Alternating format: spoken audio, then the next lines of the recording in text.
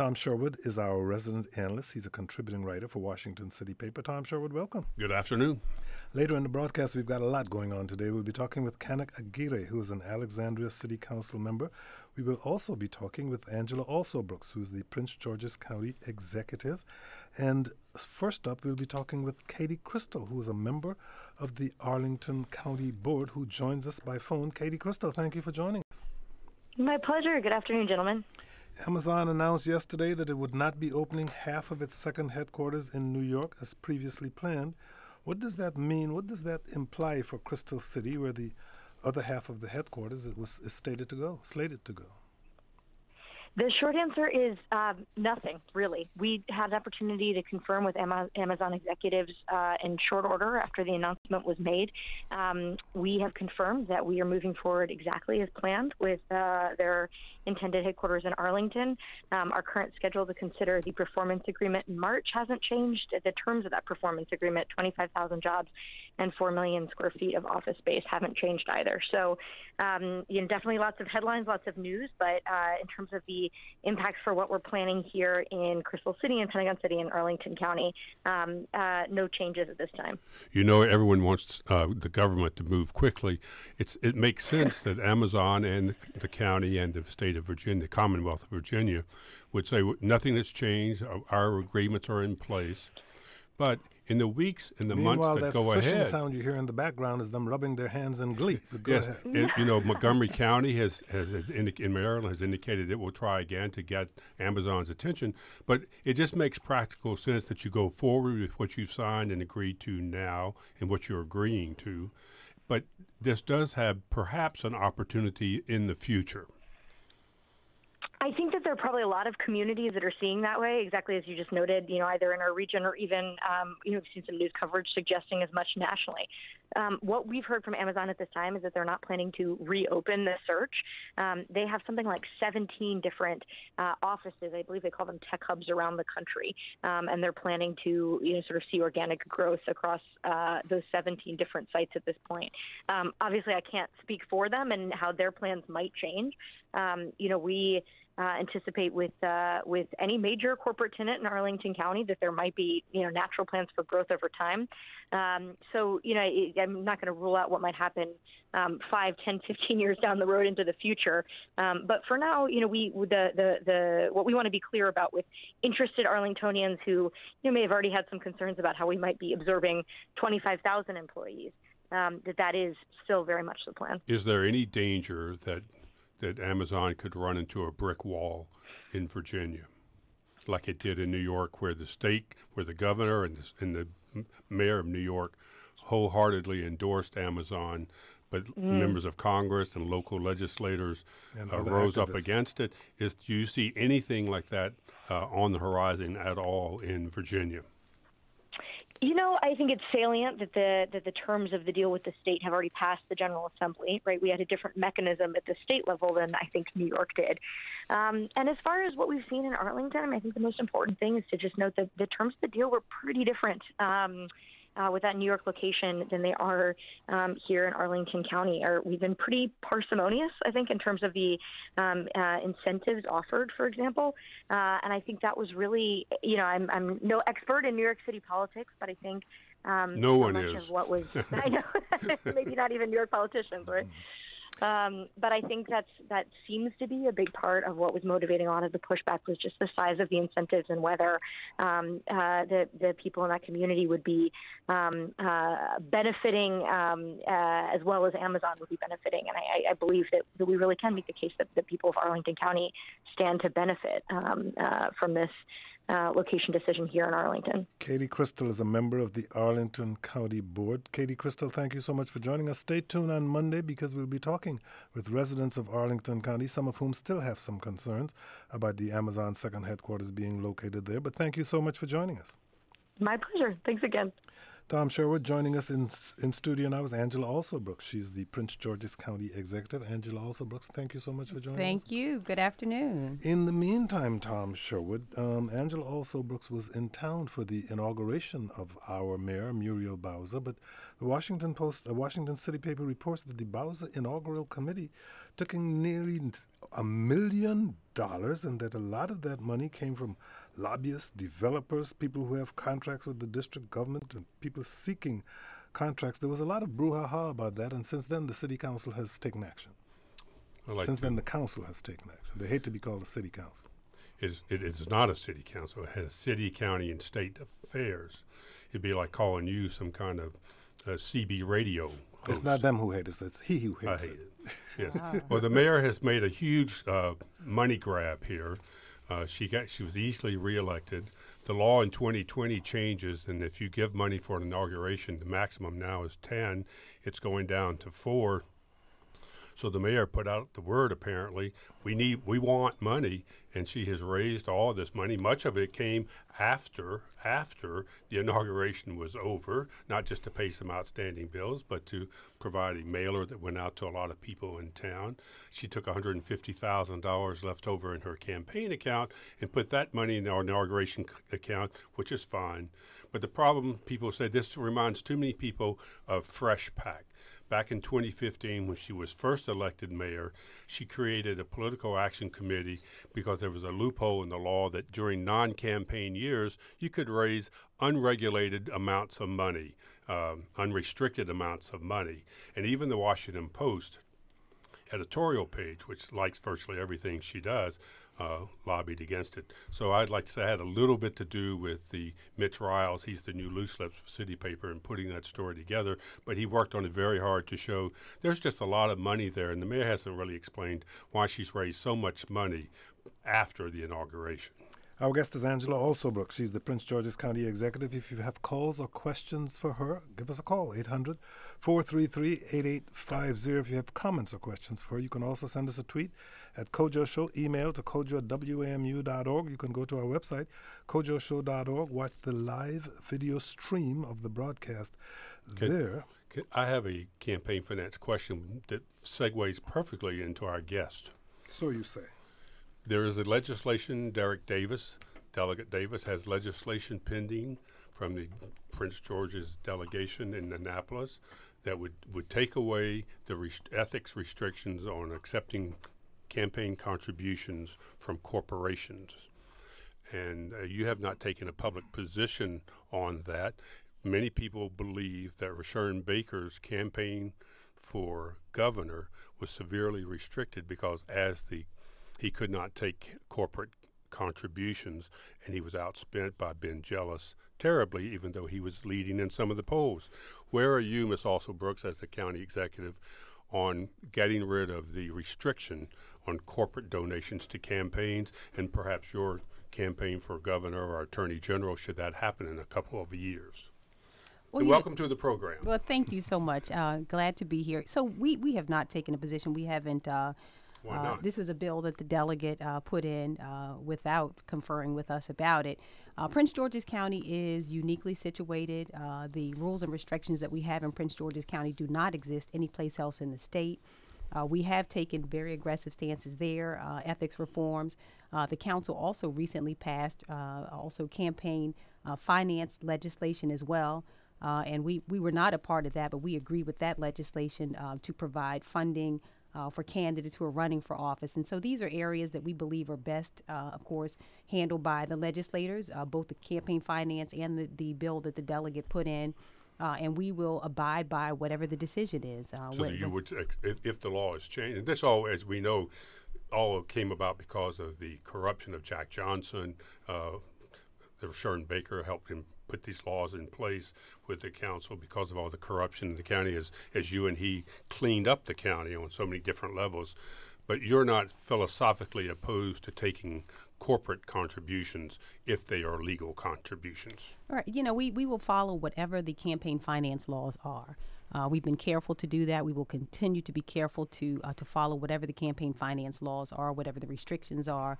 And we are most focused on governing at this point. So whatever the laws are, we will follow them. Earlier this week, Governor Larry Hogan announced that he is ending his efforts to persuade the Washington Redskins to stay in Prince George's County. What does that mean for the possibility of the team staying in Prince George's after its current lease at FedEx Field expires in 8 years? So it doesn't change our positioning at this point. You know, we believe that the Washington Redskins' presence in Prince George's County is a great amenity. Our citizens have enjoyed it. I am a Redskins fan. The governor is a Redskins fan. And so it's an amenity that our community has enjoyed. And so the possibility, we would love to have the Redskins stay in Prince George's. What we have said, however, and I had an opportunity to meet with the governor yesterday, is that we have some priorities in Prince George's County that are very clear for us, that we are focused laser-like on investments in education and investments in our inner beltway areas, eliminating food deserts. And so we have a long list of priorities, transportation and infrastructure projects. Would we love to have the Redskins stay? Yes, we believe that we are an ideal location for them. But we're also staying focused on the priorities that we've set for ourselves. Governor Hogan said that he's still seeking to get state control over the Oxen Cove Park site adjacent to National Harbor, which had been tapped as a site for the new football stadium from the federal government, which currently is in possession of it. What would you like to see happen at Oxen Cove? Well, what we'd have to do is, first of all, to have a transparent process that includes public input. That is not a decision that I think should be made in a vacuum. It is one I think that requires, first of all, lots of transparency, but also it requires public input. So we would be interested in not only studying it, that would require lots of studies to determine the best use of that property, but we would not make a single decision without the appropriate input from the communities that are impacted. Well, I'm not sure I understand James's email, but you might better than I do. He says on Oxen Hill National Park waterfront land and Antietam National Park Hogan land trade. Governor Hogan told the Washington Post that he negotiated his land trade memo of understanding with Secretary Ryan Zinke. Zinke has been fired as Secretary of the Interior by Trump. Park Service cannot accept Antietam land without an act of Congress. Why does the governor think he has a deal? I don't know. He'd have to ask the governor No, about it. and let's be clear, the governor's statement, a lot of the media reports left the impression with headlines and first paragraphs that the Governor Hogan had abandoned his plan to swap Oxen Cove land with land in western Maryland. He has not abandoned it. His own statement said that, quote, at this time, he is not doing anything. He still is going forward with this land swap because there is a feeling, and the county executive maybe could respond to this, is that that land, while everyone loves natural parkland and all of that, with MGM, with the casino there and National Harbor, a new football stadium or some major development in that area, respectful of the land, would bring more economic development to the county. So it's not, a lot of people don't think it should be kept wilderness, others do, and that's part of the political battle. But the governor at this time has pulled back his proposal, and I think he's doing that according to the people I've talked to, until he can get a better understanding if this land swap will go forward. Have you talked to like Dan Snyder or the owner, the beloved owner of the Redskins? No, I say that facetiously because it seems everyone I talk to hates him. I have not talked to the owner regarding this. I met the owner just at a Redskins game out, but I've not talked to Dan Snyder about it. I have had an opportunity, as I mentioned, as of yesterday, to talk to the governor about this. And again, we agree that Prince George's County is a great location for the Redskins. Where we'd have to talk about that, but we'd love to keep the Redskins, but we will not do anything that is not in the best interest of Prince Georgians, and we'll make a decision based on that. If you have questions or comments for the Prince George's County Executive, give us a call, 800-433-8850. Angela Alsobrooks is our guest. You can send us a tweet at Kojo Show or email to kojo@wamu.org. The Supreme Court decision last year that legalized sports gambling has pushed jurisdictions to start their own legal sports gambling systems. D.C. is in the midst of developing its own, and one argument that people on the D.C. Council have made for fast-tracking the process is that they want to get out ahead of Maryland and Virginia and be the first to launch. How do you think this will affect National Harbor? How do you think it will keep National Harbor as an attractive and competitive destination in light of this new gambling landscape? Oh, yeah, MGM is a beautiful site that's hard to rival. It really is. It stands out in the state and across the country. It's a beautiful site. As I understand it, sports betting is moving through the legislature in Maryland. The expectation from those I've spoken with is that it will pass in Maryland. And so I believe that MGM will remain not only an attractive site, but one that is also very, very profitable. If I'm honest about it, has been a real asset revenue-wise in Prince George's County and throughout the state, because the dollars that are generated at MGM go into the lockbox for education. And because of the success of that particular casino and the others, we've had a good deal of dollars that are now available for education, and so we expect it to continue to be in other words, bring it on, DC. Bring it on. Do you think there ought to be a state referendum to allow sports betting? Or do you think if the legislature and the governor signs it? I think if the legislature and the governor sign it, then it'll go forward. But we should point out that the District of Columbia the council has passed one version of starting sports betting. It looks like it will be on the agenda for February the 19th. So the district is moving a lot faster than Virginia and Maryland. Speaking of sports, you're pushing statewide legislation that would place youth sports under the responsibility of a single public agency, the Maryland National Capital Park and Planning Commission. Why, and what are some of the challenges that youth athletes in the county are facing? So we're so excited about this. And by the way, youth sports is not necessarily about developing athletes. It's about developing strong children. So as a part of our education agenda, we have decided that investing in youth sports allows us to develop children with strong character, who are not only emotionally strong, but also physically. We are concerned about the physical health of our children. And so making youth sports more accessible to more children says to us that we build a whole child, a child who learns perseverance and how to work with a team, learns how to concentrate. So that's what youth sports is about. Maryland National Capital Park and Planning does it well, but we believe that we can do even better. What's wrong now? Well, what we find now is that some of the centers, we have 84 of them in the county, that we have not worked as well as we could with the school system to coordinate the use of those facilities. That sometimes we have whole sports teams that find it difficult, quite honestly, to get time to practice at those facilities. We want to make sure that the process is seamless so that our kids are not locked out of any facility in Prince George's County. We have a beautiful sports team. We have track teams. And what we've heard from parents, and I met with those parents recently, is that there is great frustration over the fact that too many of our centers, the Boys and Girls Clubs, are dying on the vine as they try to find a way to operate. Some high school facilities are not available to them. Exactly. So we want to make sure that we are coordinated in a way that benefits children. And we believe the long-term impact, if we invest not only in the classroom, but invest in our kids outside the classroom, we're going to continue to build strong kids, strong students, strong citizens, and this is what there's more effort to try to find a field or a playing gym or something like that than there is actually doing it. So I have a quick round robin of if I can just say, Tom, and that's disgraceful. If you want to know what I'm really trying to get at, there should be no facility in Prince George's County with tax dollars that's not available to a child who desires to play a sport in Prince George's County. We should not have to go to Potomac, Maryland, like I did with my daughter who played PG cross with PG Pride, and her lacrosse games were in Potomac. Our kids need to play on fields that are befitting of them in Prince George's. Okay, politics. Hogan for president. Where do you stand? I'm a Democrat, but I'm a Democrat, but I have to be honest with you. I think better than the guy who's in the White House right now is my thought on that. Okay. So for sure, Hogan's would be much better than the guy there. See, that was an easy question. There's a nice news service in Prince George's Route 1 news service that Mitch Thies, I think, does. He reported this week online that there is a poll going on in the county asking extensive questions about one Angela Alsobrooks. Detailed, lengthy polling. And he says that he tried to contact your office to find out if that is your poll or if it's not your poll. Can you tell us if that poll, which asks extensive questions about policy issues in Prince George's County and Angela Alsobrooks, is that your political committee's poll? It is, and our political committee Mitch, you're is welcome. interested. Thank you so much. In our political committee, it is not a government poll. No, it's private. What we're concerned about is making sure that we're not only communicating with our citizens in the best way that's possible, but we also want to know what they care about.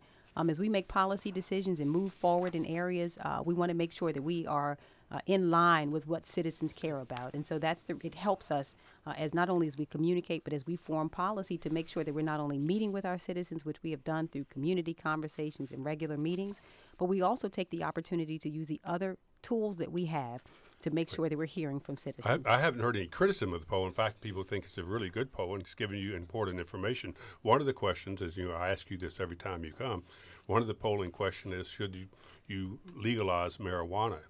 Can you tell us what the results are, or are you still getting the results? You know what? I think the results are in line with what I think. And let me just tell you what I think. I think that what adults choose to do in their time, be it smoke it, sprinkle it on cereal, do whatever it is they do, is their business. I am concerned about kids and the impact, the developmental impact, the ability to get a job.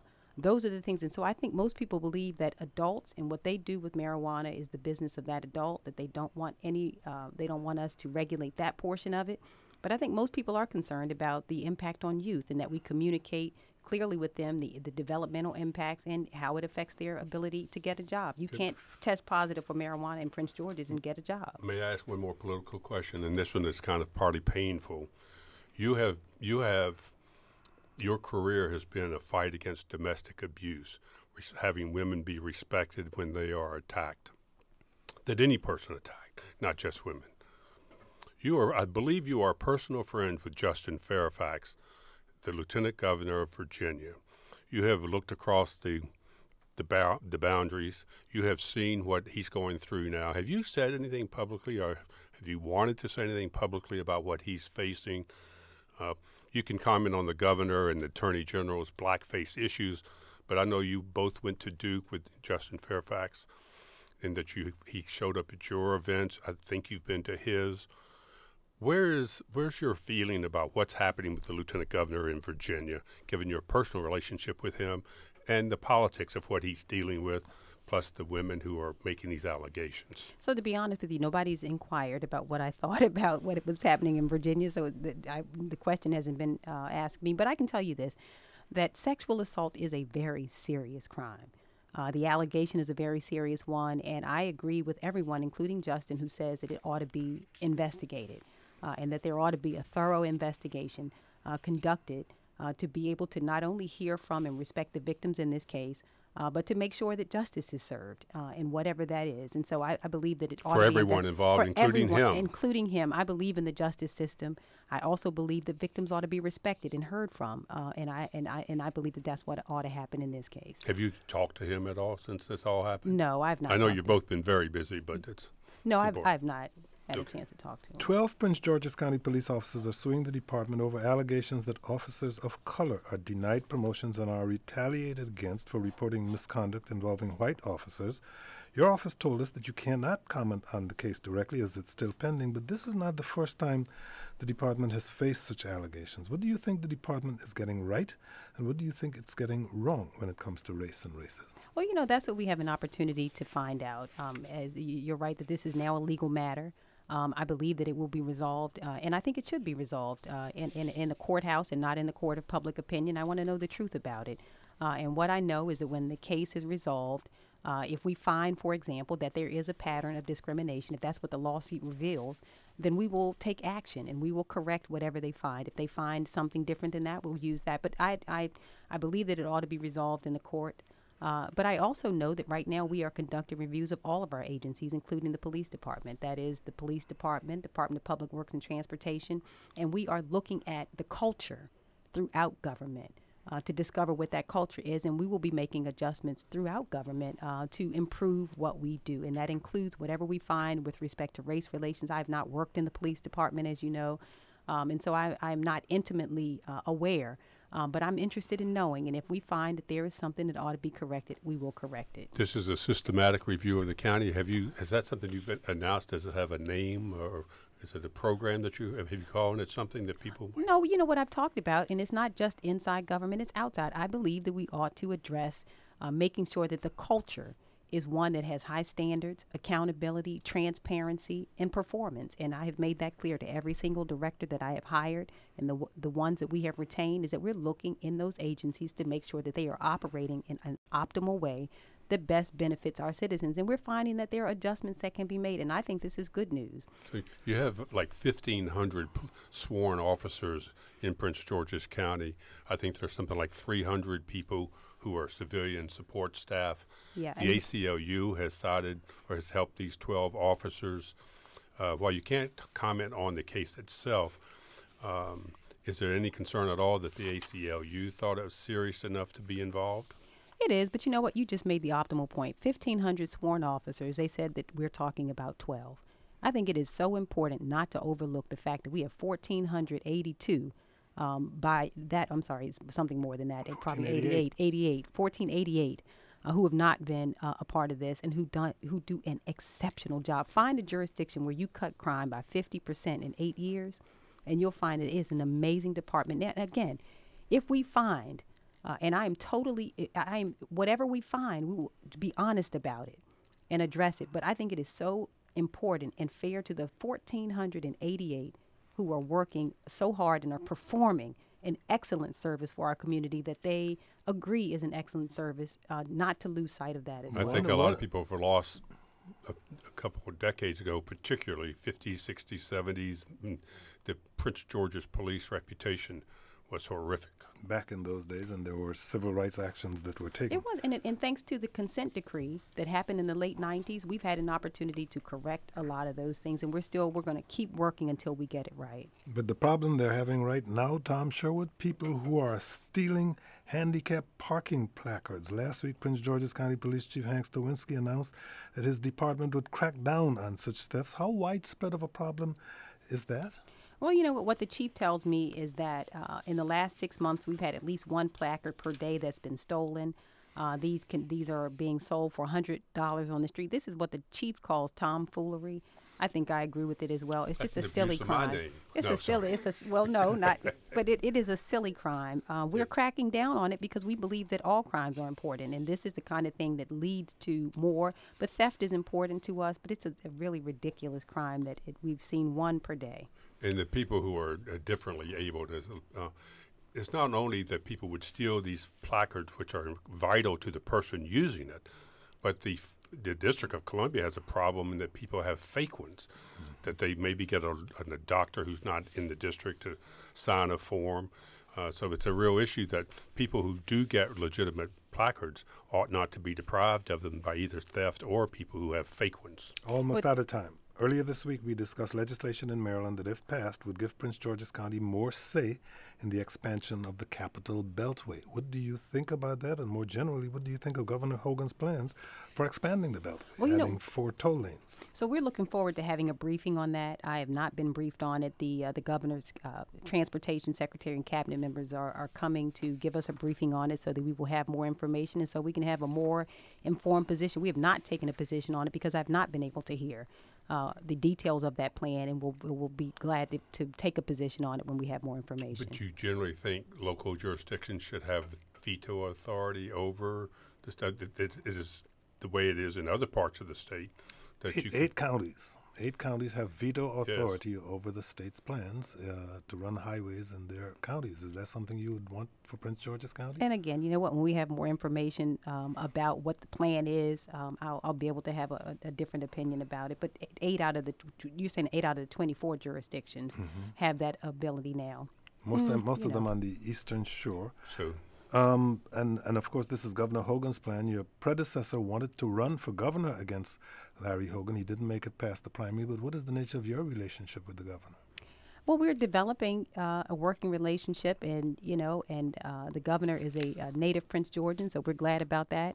I'm looking forward to working with him, and to be honest with you, with all of our electeds, federal electeds, the state, we need all of those partnerships and relationships to make sure that Prince George's agenda is fulfilled.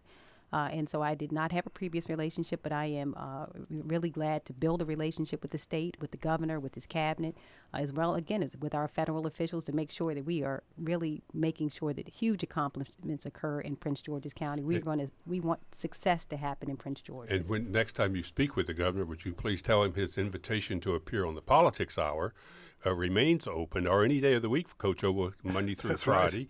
Right. He has never been here. He's never been. Well, I have been here. I enjoy coming. I'm glad to be invited, and enjoy always having the opportunity to talk to your listeners. Pass that on to him. Thank Angela Alsobrooks is the Prince George's County Executive. Thank you so much for joining us. Thank you for having me. Up next, Canek Aguirre. He's an Alexandria City Council member. If you have questions for him, start calling now, 800-433-8850. Tom Sherwood, the federal court has approved the Virginia redistricting plan, a plan that would put 6 Republicans into districts that would probably become majority Democratic. And one of those Republicans is the House Speaker, Kirk Cox. Now, the House Speaker has appealed the redistricting to the Supreme Court, but the three-judge panel said that the proposal, the plan approved by University of California Irvine professor Bernard Groffman, should go ahead. My question to you is that, is it likely to go ahead before November elections in the Commonwealth of Virginia, or is the Supreme Court likely to act before that? I think the court would act quickly if it's going to act. But the question is whether it would even take this up. The district court has dealt with this for some time. It's had the independent person from California to look at it. It has resisted suggestions that there's anything political about it.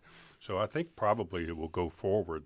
And it is interesting that the Speaker of the House, a Republican, would be one of the people who would see his district. And most of these districts are in the middle of the state, would be significantly changed. We just have to remember that the House is a Republican only 51 to 48, and the Senate is 21 to 19. So these 6 districts suddenly become Democratic and nothing else changes, the Democrats would take control of the House and the Senate this fall. But of course, they have these ongoing issues with the governor, the lieutenant governor, and attorney general, which has a big question mark over how Democrats will do this fall. And bucking a trend in which the majority of states have repealed or reformed their mandatory minimum laws, the legislature in Virginia seems to be going in the opposite direction, asking for mandatory minimums of life in prison for 15 crimes. And there are those who say that, well, these are very serious crimes and therefore they deserve life in prison, but others who say you're taking away discretion from judges. Why have judges if you're going to just pass mandatory minimums? Well, I think unfortunately, I think we might be going back to these types of crimes, issues ebb and flow, and we might be heading towards a tougher approach to crime. The president today talked about how China takes care of its drug problem by killing the drug dealers. In the district, the mayor has agreed to let the U.S. attorney prosecute some crimes, gun crimes and murders that would move those crimes outside of a more lenient D.C. rehabilitation law.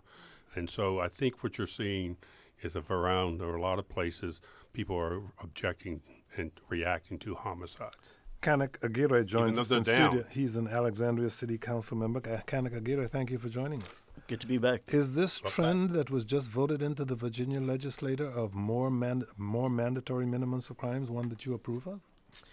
You know, I think we really have to take a look at it again, because I feel we were going in the right direction. We were looking at restoration of rights across the state and really trying to improve outcomes for minority communities across the state. So I think we need to re-engage in discussions around this. It's some of the and I'm not going to read all 15, but one of them is if you're over 18, if you kill a police officer, I think, or any other public safety person, there would be life without parole.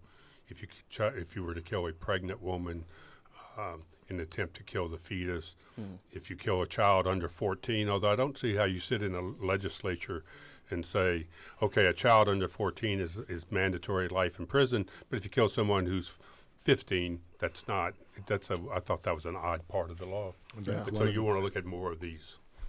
Yeah, I think there should be a little bit more discussion around it. And murder for hire, maybe life in prison for murder for hire, I might agree with. If you have questions or comments for Canek Aguirre, give us a call, 800-433-8850. You were raised in Los Angeles, went to school at the University of North Carolina, but have been active for quite a long time in Alexandria. What brought you to this region? Well, they say Virginia's for lovers, and I'm no exception. I basically followed my girlfriend at the time. I followed her up here. Her prospects in terms of employment were a little bit better than mine, so I said, let's go try our luck up in Northern Virginia. Now, you seem to have done pretty well with your own prospects of employment since you have been here. City you were here, I think, right after the primary, right? You won. Yes. 4th out of 6, or 5th out of 4th. 4th. No, yeah, 4th. I think you were 4th. Yeah. But the city of Alexandria has been really good to me, so they invested in me, and I'm investing back in the city. Last month, go ahead, Tom. But this is a silly question, but I was watching the video of the inauguration on January the 3rd, And please don't email me or text me or Twitter me, folks. But I thought that was one of the longest series of bagpipes, which you guys marched into the auditorium. They played, and everybody went up on the stage. And I like bagpipes, like the blue, service in downtown for police officers. But had you ever been exposed to that much bagpiping in your life? Not since he lived in Scotland. Right, exactly, yeah.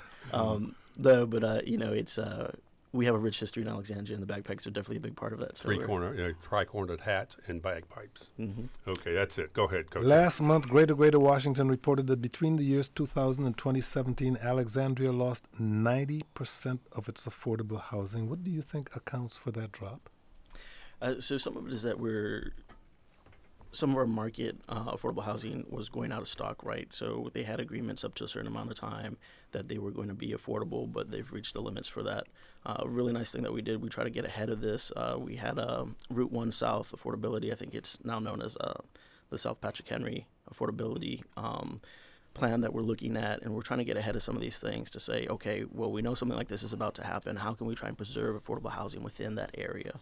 And we did a great amount of community outreach, but we also have to be looking at our zoning ordinances and what we're doing to try and protect some of our housing in the areas that we have. And of course, the elephant in the room is Amazon and the impact that that's going to have as well.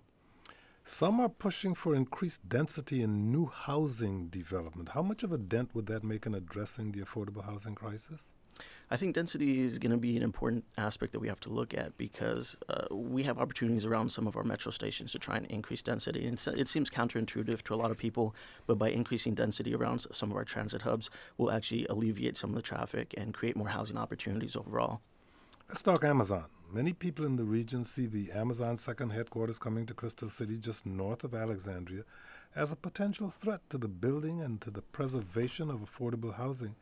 Do you share that view? And if so, what do you think can be done to counteract it? No, yeah, absolutely. I think a lot of people are saying, oh, well, it's going to be very minor. It's a $25 increase in rents or prices, and it's a small blip in the statistics. But we have to realize that small blip in the statistics and that $25 increase, those are people's lives. We're talking about, first-year police officers, first-year teachers, service industry workers, restaurant workers, and we have to make sure that we're creating housing opportunities, like I said, for everyone. So we have to make sure that we're paying very close attention and mitigating the impact that's coming from Amazon. Well, it's no secret I was the board president of Tenants and Workers United, which is a leading group, a leading voice representing the community, because the Alexandria Chirilawa neighborhood will be one of the most impacted in the region because of its proximity to where the headquarters will be going in. So we have to make sure that we're not only preserving our diversity, but also the opportunity for our families to gain access to. How do you do that? What's the plan? It's having conversations with the community. It's looking at our zoning ordinances. It's trying to put in protections around looking at, what historical aspect do we have within the Alexandria Chirilawa neighborhood. Well, what can you put a little more, what I call the meat on the bones on this? Minneapolis faces a horrific, everyone likes to, the good news is jurisdictions like Alexandria are having to manage increasing prosperity. That is, things are, and the mayor, Justin Wilson, said we have to manage development. Otherwise, the homeowners will get more and more taxes on them if we don't have reasonable development. Minneapolis got rid of single-family zoning and said any residential property can have up to 3 housing units on that property. There'll be no more single-family development. I don't think Alexandria is going to do that. But is there anything specific you would do that Coach O was asking? Anything specific you would do to change zoning? Or are you just now starting to look at it and it might be years before you change it? Yeah, I mean, there's definitely conversations around accessory dwellings that we're having right now to see where we could try and do some add-ins, especially in the Delray and Potomac area. But, we might eventually have to come to this conversation. Minneapolis is really kind of the avant-garde with what's going on right now. Well, how long will these, quote, conversations, unquote, continue? Because accessory dwellings, the district changed its zoning laws, and if you have a garage in the back, you can turn it into an accessory dwelling. Mm-hmm. But is this a conversation that people will have into next year? Because it's only a 2-year term, right? 3-year. 3-year term, mm-hmm. Okay. another odd thing about Virginia, 3-year terms. But conversations can only go on so long. One of the criticisms of the previous mayor, Silverberg, was that she would talk too much about issues rather than taking action. When can the people of Alexandria expect this largely new council and new mayor to take action? Well, I think that's part of it, right? Having such a new council, we're all still kind of getting settling into our roles, right? But I think that because we have such a new council, we're going to be able to move forward with some changes. So it's conversations with my colleagues as well to try and create a timeline around this. When do we want to see this happen? Are we talking 2019, 2020? I'm saying within our first cycle, within our first term. So within our first 3 years, I think we definitely have to get some motion going. You serve on the Northern Virginia Transportation Commission and on the Council of Governments Transportation Planning Board. There's currently debate over the rail service hours for Metro, with officials here in D.C. looking to extend them and officials in Maryland and Virginia trying to keep the current hours in place. And yesterday, there was a vote to keep the current hours in place. What do you think about the current hours for Metro rail service? The D.C. officials, folded, including Jack Evans, who's chair of the board, as Tom said, folded. But they're saying, look, we're losing business here in the District of Columbia. And a lot of our employees who would be working in those businesses can't get home from work late at night. See, I think it's also a balance, too, because we have to think about the public safety issue around this as well. I stand with the letter that we sent from the Northern Virginia Transportation Commission, in that the maintenance improvements and the reliability improvements that we've made because of the reduced hours are extremely important. Now, I think once we get a little further along in our maintenance and reliability issues, then we could reconvene around that discussion to look at the hours again. But at this time, I think we have to maintain the maintenance schedule that we're on to make sure we're making the proper improvements, because in Alexandria, we're about to lose all of our metro stations south of the airport. I was going to say, the summer program that Metro is doing, is looking at it this morning on the website, something like 20 stations are affected. Are you confident, although you're new into your job, that alternative transportation from vans or bus service or clearing express lanes, is there anything that do you think that Alexandria is ready for all these shutdowns that's going to severely affect Metro ridership?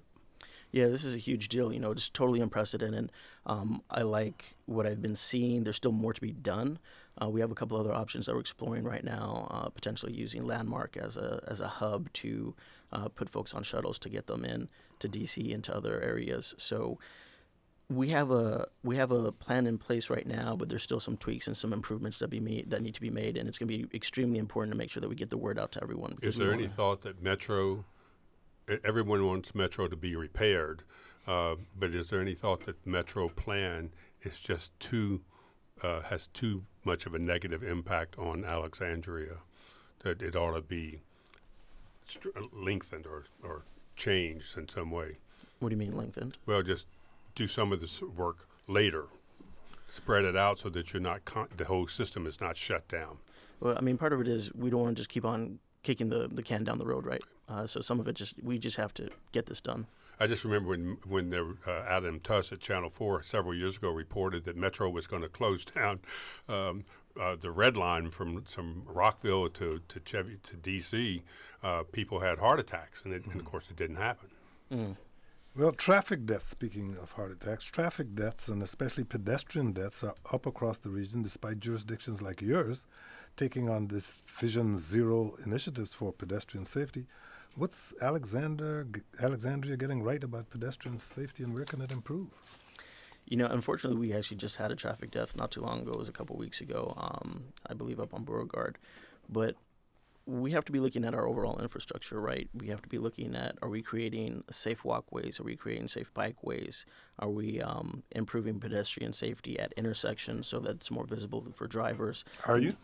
Yes, we're in the process of doing that now. We've actually just started putting no turn on red restrictions on certain intersections where we know there's going to be issues. We're looking at other intersections where we create more visibility for pedestrians, little bulbs that come out.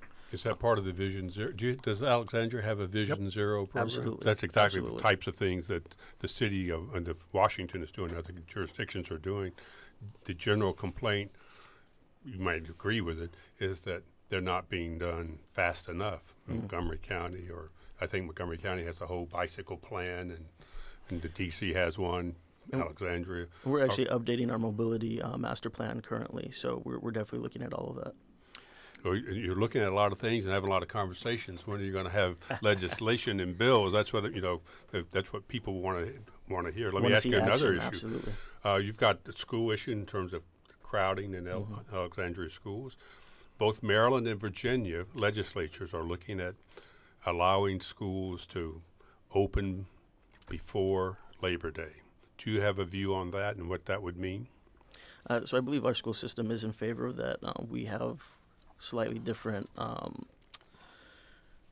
situations that we're dealing with in terms of our student population. We need to be able to lessen the summer loss in learning, and also try and get some of our English language learners a few more resources as well. So I think it's important, at least to us as a locality, because other jurisdictions might not need this, but at least in Alexandria, I think it's going to be important, and I think our school board and our superintendent will be behind that as well. Given the Dillon rule, which limits what you can do without the state's approval, can you go to year-round schooling where you have 4 quarters of school during the year and there's just small breaks between the quarters, as opposed to the agricultural system of shutting down for the summer? The legislation is still there, and they haven't voted on it yet, so won't know till then. Last year, the city permanently took over the former munitions factory turned art space, the Torpedo Factory, and there's been some questions raised in light of the Torpedo Factory takeover around the language of quote-unquote vibrancy. The editorial board of the Alexandria Times wrote, quoting here, "At what point on the graph do we move from the positivity of vibrancy to the negative of eroding livability?" They also raised the concern that the city is pursuing development to compete with National Harbor and the Wharf without properly considering the things about Alexandria that make your city unique. What do you think about that? And is there tension between vibrancy and livability? There's only a certain number of scented candles that you can sell at the Torpedo Factory. So first of all, we're in 2019. We're going to be at the 100-year anniversary of the Torpedo Factory, and the 45th year anniversary for the artists being in that space. Number one, I'm a huge supporter of the arts. We're starting an art district just north of the Torpedo Factory as well, and the Torpedo Factory has a long history. So I'm a little bit more new to Virginia and to Alexandria, but at the same time, we have to strike this balance because we still have to be competitive in the region. We're still vying for visitors and for tourist dollars. So I think we have to make sure that all stakeholders at the table and that our voices are being listened to when we're having this difficult conversation about balancing vibrancy there's versus that word arts. Conversation again. I'm going to start monitoring your word of the conversation. Next time you're going to have to get the clicker and yes, see how many times I say it. You're going to hear the click and But what do you think the city's role in general should be in promoting arts and culture in Alexandria? I think we need to take an active role. Personally, I was just at John Adams Elementary School a few weeks ago, and we have a great collaboration between our Alexandria Symphonic Orchestra, which is a real gem in the city. If people don't realize it's there, definitely go check it out. But they were working with the elementary students at John Adams, and they created original music, and they had a little concert going. Concerto Simpatico, I think they called it. It was really great. When I was at the ribbon cutting for Patrick Henry, we had a great dance presentation. I was able to tour the black box that they have, black box stage that they're opening within the school. So we have opportunities not just within our school system, but also out in the community to do artwork. I remember the power boxes, those green or black or gray, they look really dull. We had an artist go out and paint all of them. And so it's really great. Little things like that make a big difference. The museum is looking for a home. It's having, because of cost, giving up its space on Pennsylvania Avenue. It says it wants to stay in the region, have maybe a smaller project, but given Alexandria's history and early colonial days news reporting and the vibrancy of Amazon coming in now, maybe there's a spot in Alexandria for a reduced but still relevant museum. There might be. It used to be in Roslyn. It was in Roslyn at that little circular spectrum or whatever it's called now. Before it came here. Right. So who knows? Canek Aguirre is an Alexandria City Council member. Thank you so much for joining us. Thanks again, Coach Tom. We're all out of time already. I was going to ask him if he's still a University of North Carolina fan, because I'm a Duke fan. They're playing next Wednesday. Oh, heels all day. And Duke is not, as you know, well liked in this region. That's the only reason I like them. I only like them because there's so much hate going against Duke. I got to be for them. All right, before we go, one of the reasons there's hate against Duke is because they played for so many years in the ACC against the University of Maryland. Yes. But speaking of Maryland, the D.C. Attorney General has accused 3 families of fraudulently enrolling children in city schools and is seeking more than $450,000 in unpaid fees and penalties. Apparently, one of the parents is a teacher at a D.C. high school, but it looks like the Attorney General is taking this matter quite seriously. I think Attorney General Carl Racine is sending a message. This has been a classic case. Even when the district schools were notorious, working families have always found a way to send their children to the elementary schools because they have longer school days in the suburbs, and they try to do it without paying the $10,000 or now $14,000 a year tuition if you're an out-of-state person. People claim a grandmother's residence or uncle's space, and it's just terrible. And so we had that issue at Duke Ellington where the city first overstated the number of people who were not residents, but there's still 70 plus or so who weren't residents. And it costs. If you're a parent and you have a child who wants to be in one school and he or she can't get there because other people are there, and it turns out they're in the suburbs, they're from the suburbs, that's terrible. We should provide education for our students, and I'm glad Carl Racine is doing this. That's all the time we have. Today's Politics Hour was produced by Mark Gunnery. This week we had a conversation on regional recycling that was so popular we continued the conversation after we went off the air. So go to kojoshow.org/blog. You can read all the answers to listener questions about what you can and cannot recycle. Coming up on Monday, we'll check in with Virginia activists on how Amazon's decision not to move half of its new headquarters to New York likely affects our region. And we'll talk with Montgomery County students who are organizing around gun control and school diversity. That all starts Monday at noon. Until then, thank you for listening. Any special plans this weekend? President's Day weekend, Monday. We get to work on President's We're going to pay attention to the current president for about 2 minutes. Thank you all for listening. I'm Kojo Namdi.